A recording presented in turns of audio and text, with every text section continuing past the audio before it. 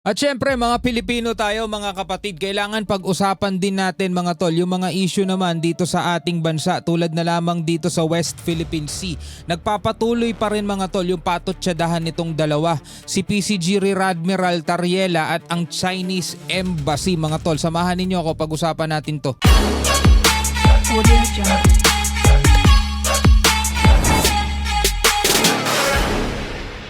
Alright, magandang araw sa inyong lahat. Welcome ulit sa ating bagong video, reaction, review, commentary, opinion, criticism at kung ano-ano pa. Lagi kong sinasabi sa inyo mga tol, regardless kung anumang politika ang inyong pinapanigan, BBM man, Sara man o Dilawan ka man mga tol, sana, wish ko lang naman, sana pagdating dito sa usapin ng West Philippine Sea, pagdating dito sa usapin ng ating soberanya, iisang kulay tayo dahil iisa lang naman tayo ng lahi. Iisa lang naman tayo ng bandila, iisa lang naman tayo ng bansa. Sana wag tayo mag-away-away pagdating dito at dapat nagkakaisa tayo. Dapat nating ipaglaban at ipagtanggol mga tol kung ano yung atin. Kumbaga sa isang bahay, hindi man magkakasundo ang mga kapatid. 'Di ba? Ang mga magkakapatid, hindi man sila magkakasundo. Pero kapag inaapi na yung kanilang lahi o kaya inaagawan na sila ng bahay, dapat nagkakaisa pa rin sila mga tol. No? So eto mga kapatid, pag-usapan natin itong mga nangyayari dito sa West Philippine Sea at patuloy na nagpapatotsadahan etong si PCG spokesperson Jay Tariela at ang Chinese Embassy. Bago natin to simulan, baka bago ka pa lamang dito, huwag mong kalimutan mag-subscribe, click mo na rin ang notification bell para ma-notify ka pag may mga bago tayong reaction video tulad nito. Panoorin natin itong balita mula rito sa PTV. Patuloy pa rin ang mainit na palitan ng patutsada sa social media patungkol sa West Philippine Sea. Okay na yun, no? No, magsagutan sila sa social media, okay na yun. Hindi naman nakakasakit masyado yun mga tol eh. Actually maganda pa nga yan eh kasi nakikita natin yung both side at bilang mga Pilipino dito rin natin napapalabas kung sino yung mga pro-China at saka ng mga pro-Pilipino. Diba? Makikita nyo naman mga tol eh. Ngayon, ang maganda rito, hindi nagkakasakitan. Yun lang no. Kasi kung ang gera natin is sa dagat yun, delikado tayo mga tol. Sa pagitan ni Philippine Coast Guard spokesperson for West Philippine Sea Rear Admiral Jay Tariela at ng Embahada ng China dito sa Pilipinas. Sa isa sa mga Facebook post ng Chinese Embassy, tinawag ng tagapagsalita nito na sinungaling si Tariela at ang mga pahayag umano ng PCG official ay panguudyok. Kaya't huwag daw magpauto sa anti-China trap. Ang galing. Post ng Chinese Embassy mga tol, tingin mo. Post ng Chinese Embassy to ah. Walang nagpapauto sa anti-China trap ni Tariela. Walang argumento, sinungaling. Walang ebidensya, paninira. Walang sagot, panguudyok. Tariela, mag-mirror ka muna. Deputy spokesperson of the Chinese Embassy, go away. Aba, marunong mag-Tagalog. Sino kayang tauhan ng China, China, ito Pilipino, malamang sa malamang Pilipino nag-post nito mga tol. Syempre tauhan, trabaho lang yan no. Trabaho lang, walang personalan. Tariela putek. Tariela. Kita nito na sinungaling si Tariela at ang mga pahayag umano ng PCG official ay panguudyok. Ay hindi pala Tariela ang basa rito. Talayla. Ayun o, Talayla. Kasi di ba yung mga Chinese hirap sila sa R, kaya basa ko kanina Tariela. Ay, Tariela! Kaya't huwag daw magpauto sa anti-China trap. Si Tariela, aminadong napapagod at kung minsan ay dismayado sa paglaban sa anyay disinformation ng China. Oo, naiintindihan natin si si Rear Admiral Jay Tariela kasi mahirap nga naman mga tol, lalo na pag naramdaman mong mag-isa kang lumalaban. Kasi mga kapatid, no, dito sa comment section, minsan nakakaano rin yan eh. Nakakahapo din talaga, nakakapagod. Kasi kumbaga itinataya mo yung sarili mo, itinataya mo yung posisyon mo, ginagawa mo lahat para maipakita sa lahat ng mga Pilipino, diba, kung ano yung nangyayari dito sa West Philippine Sea, kung paano tayo inaapi, kung paano tayo hinaharas. Tapos may mga ibang mga Pilipino, mababasa ka, mapapanood ka, na minumura ka, galit sa'yo, na tila baga ikaw pa yung may kasalanan, di ba? Sinasabing gumagawa ka lang ng gulo para awayin tayo ng China. Kasi mga tol, talagang may mga ganun eh. Sabi nga 'di ba, you can't please 'di ba everybody. May mga tao talagang susuporta at may mga tao ding hindi susuporta sa iyo. Pero ang nakakalungkot kasi, dapat dito mga tol given na sinusuportahan talaga si Jay Tariela ng mga Pilipino kasi nga ang pinaglalaban dito is yung soberanya natin ng Pilipinas. Nakikita naman sa maraming video yung mga mangingisda natin, winawater cannon, 'di ba? Nakikita naman sa mga video yung mga sundalo natin binabaton, 'di ba? Kahit na pinapalabas ng China, halimbawa rito sa nakaraang nangyari sa Ayungin Shoal, mga tol, sinasabi ng China mga sundalo daw ang lumapit sa kanila, 'di ba? Kita naman sa video mga sundalo talaga natin ang lumapit sa kanila. Pero mga tol, kung titignan mo, bakit sila nandoon? 'Di ba? Talagang lalapitan sila. Kumbaga mga kapatid, aali-aligid ka sa bangko, malamang lalapitan ka ng guard. Diba? Umaalig-aligid ka sa bangko tapos patingin-tingin ka tapos kahina-hinala na itsura mo. Malaman sisitahin ka ng guard. O sasabihin mo ba, o wag ka lalapit, nagpo-provoke ka. Pwede ba yun? Unang-una, outpost natin yun. Bagamat nabubulok na barko yun, outpost natin yun. May mga bantay na sundalo dun. Hindi kayang lumapit doon ng mga malalaking barko, kaya ang ginawa ng China, nag-deploy sila ng maliit na bangka at lumapit sila doon at nagbibidyo-video. Anong sa tingin nyo gagawin ng mga sundalo natin? Natural, paaalisin sila doon kasi hindi naman pasyalan yun. Diba? Tapos China Coast Guard pa sila. Hindi naman sila mga civilian, China Coast Guard sila.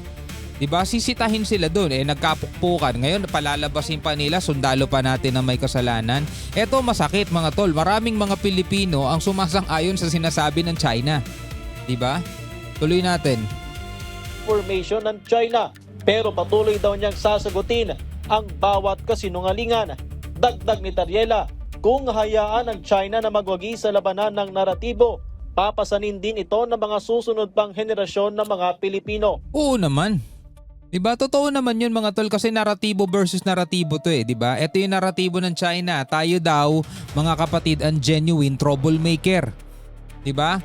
Ang naratibo ng China mga tol, ginagawa lang natin kung ano yung ginagawa natin sa West Philippine Sea kasi yun ang inuutos ng Amerika at yun daw ang inuutos ng Japan. O diba yun yung pinakita nila doon sa monkey video nila? Scripted lang daw ang lahat. Dahil yun daw ang script na ibinigay ng Japan at ng Amerika. O biruin mo, kumbaga, pati pagtatanggol natin sa sarili nating soberanya, wala tayong sariling kusa. Kailangan utusan pa tayo ng ibang bansa para lang ipagtanggol natin ang ating sariling soberanya. Yung 200 nautical miles exclusive economic zone natin na dapat pinakikinabangan ng mga Pilipino. Yung mga isda na dapat tayo lang ang humuhuli, tayo ang nakikinabang. Para sa kanila, ginagawa lang daw natin ng pagtatanggol dyan dahil inuutusan tayo ng Amerika. Yun yung naratibo nila Diba ngayon, pag hinayaan natin sila na ipagpatuloy o magwagi yung naratibo nila, anong sasabihin ng mga future generation? Yung mga Pilipino kasi inaawa yung China Langya kasi itong Amerika, inuutusan yung mga Pilipino na igiit yung West Philippine Sea. Hindi naman amin yan, sa China yan Pero mo, pag nanalo sila, ganun ang iisipin, di ba? Suportado naman ng Armed Forces of the Philippines ang panawagan ng ilang mambabatas na magkaroon ng mga hakbang laban sa foreign state-sponsored malign influence campaigns patungkol sa West Philippine Sea. Giit ng AFP, hindi lang sa karagatan ng laban ngayon dahil nangyayari na rin ito sa digital at information domain. Totoo. Layon umano ng foreign malign influence o FIMI na pagwatak-watakin ng bansa at bahiran ang tiwala sa national security institutions. Ang problema rin kasi mga tol sa mga Pilipino, sa totoo lang pasensya na, kahit na Pilipino tayo pare-pareho, eto masakit madaling utuin ang mga Pilipino mga tol. Gawan mo lang ng konting kabutihan, ayan na. Diba? Minsan makakalimutan niya na yung mga naging atraso mo. Gawan mo lang ng kabutihan, bigyan mo lang ng pabor. Diba? Kaya nga tuwing eleksyon mga tol, tingnan mo, paulit-ulit ganito nangyayari sa atin kasi boto tayo ng boto ng mga, alam mo na problema natin yan Kung saan ginagamit ang online proxy accounts at psychological manipulation. Tapos sa sobrang hirap din ng buhay dito sa Pilipinas dahil sa mga tiwaling namumuno, mga tol, yung ibang mga Pilipino, kapit na lang sa patalim, okay na yan. Hindi lang naman ako gumagawa niyan marami din naman gumagawa niyan Sige na, ano naman yung natin, gobyerno natin, ano ba naman, bayaran na lang nila ako para para ipagtanggol ko tong China. Pwedeng ganun mga tol di ba? Pwedeng makatanggap na lang ng bayad para mag-post sa social media, maging trolls, magbabayad naman sila sa akin. Okay lang yun, mahalaga, mabuhay. Ang hirap-hirap ng buhay ngayon. Taon-taon na lang, nilulubog yung bahay namin sa baha. O ito na lang magagawa ko. O, cellphone lang ang kailangan mo Isa sa mga mambabatas na sumusuporta rito ay si Bicol Saro Party List Representative Terry Ridon. Tapos ito pa mahirap dyan, di ba? Yung ibang mga politiko pa, mga tol, wala naman talagang pakialam dyan. Para lang sa pansariling kapakinabangan para sa darating na eleksyon, makikisali-sali na lang din. So yung mga Pilipino, magugulo talaga. Sino pa talaga yung totoo at sino ba yung hindi, di ba? Dapat to hindi payagan. Yung kung ganun pong mga malign influence na ginagawa po ng foreigners, particularly ng China dito sa pinpo ng West Philippine Sea. Ito, sang-ayon ako rito sa sinasabi nito ni ang pangalan nito? Redon. Diba? Kailangan talaga bantayan ng gobyerno natin yan mga tol. Yung mga malign influence. Diba? Dapat mga tol, bantayan yan ng gobyerno natin para yung mga Pilipino hindi natututo ng kung ano-ano. Dapat nga sa mga social media kapag may sumusuporta sa naratibo ng foreign, automatic block mo agad Ridon, Dapat to hindi payagan. Yung kung ganun pong mga malign influence na ginagawa po ng foreigners, particularly ng China dito sa pinpo ng West Philippine Sea.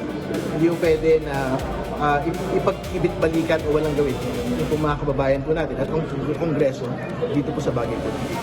samantala, inaasahang darating sa Pilipinas sa Oktubre ang 2 Marine Protector Class Patrol Vessels na ibinigay ng Estados Unidos. Wow, thank you. Thank you US.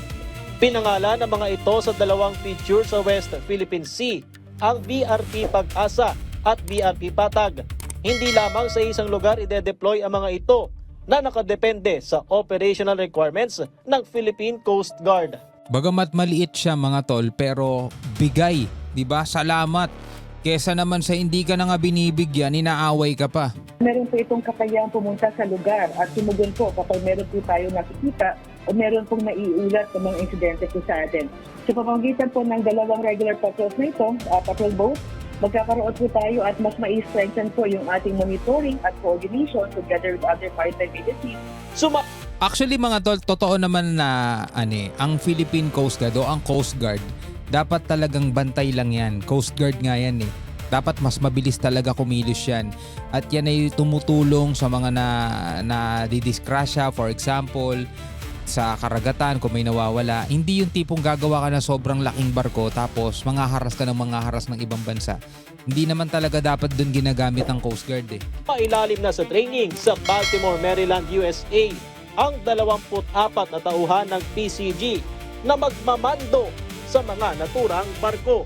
Patrick De. Alright mga kapatid, magandang balita itong may bago tayong barkong ibinigay ng Amerika. At ikaw bilang isang Pilipino, ano ang iyong masasabi dito sa ating mga napanood at dito sa ating mga napag-usapan ngayong araw na to?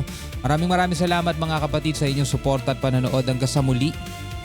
Peace out.